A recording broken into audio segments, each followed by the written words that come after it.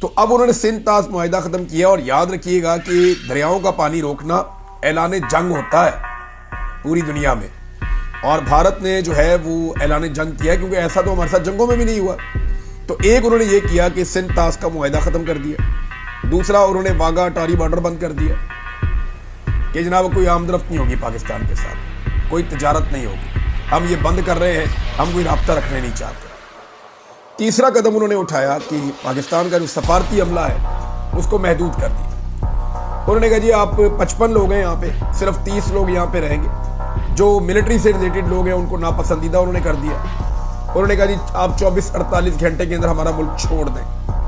پاکستانیوں کو انہوں نے یہ کہہ دیا کہ 24 گھنٹے کے اندر آپ ہمارا ملک چھوڑ دیں۔ پھر جو ایک سارک کے معاہدے کے تحت پاکستانی شہریوں کو جو ویزے ملتے ہیں وہ ویزے بھی بھارت نے فوری طور پہ بند کر دیے ہیں۔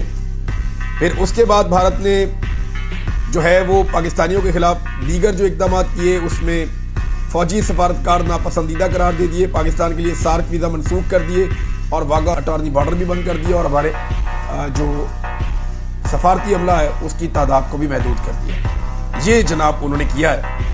تو نریندر مودی کی حکومت نے یہ طے کر لیا کہ یہ سارا کچھ پاکستان کے کھاتے میں ڈالنا ہے۔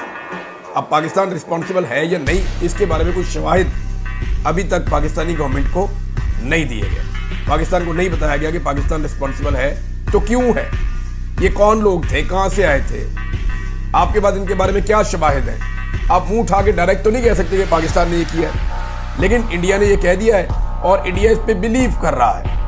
ان کا میڈیا جو ہے وہ جنگی جنون میں مبتلا ہے، وہ بار بار کہہ رہے ہیں کہ اٹیک کر دو، بلکہ میں میڈیا پہ ان کے سن رہا تھا، وہ کہتے ہیں عاصم منیر کو باندھ کے لے آؤ، کوئی کہہ رہا تھا جی اٹیک کر دو، ان کے فوج کو مارو، کوئی کہہ رہا تھا جی ان کے GHQ کے اوپر اٹیک کر دو۔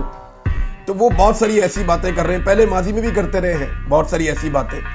تو باتوں سے تو جنگیں نہیں ہوتی، جنگیں تو جذبے سے ہوتی ہیں، اور جب جنگ ہوتی ہے تو پتہ چلتا ہے کہ کون کتنے پانی میں۔ بہرحال یہاں پہ جو پہلگام حملے کے بعد نریندر مودی کی حکومت کے اوپر ٹکا کے تنقید ہو رہی ہے، بھارت کی انٹیلیجنس ایجنسیوں کے اوپر ان کی اپوزیشن اور ان کا میڈیا، سوشل میڈیا ٹکا کر تنقید کر رہا ہے، اور کسی کے اوپر کوئی مقدمہ درج نہیں ہو رہا۔ یعنی بھارت میں اس بات کی اجازت ہے کہ جو انٹیلیجنس فیلئر ہوا ہے ان کی ایجنسیوں کا اور ان کی سیکیورٹی کا، اس کے اوپر لوگ کھل کر بات کر سکتے ہیں۔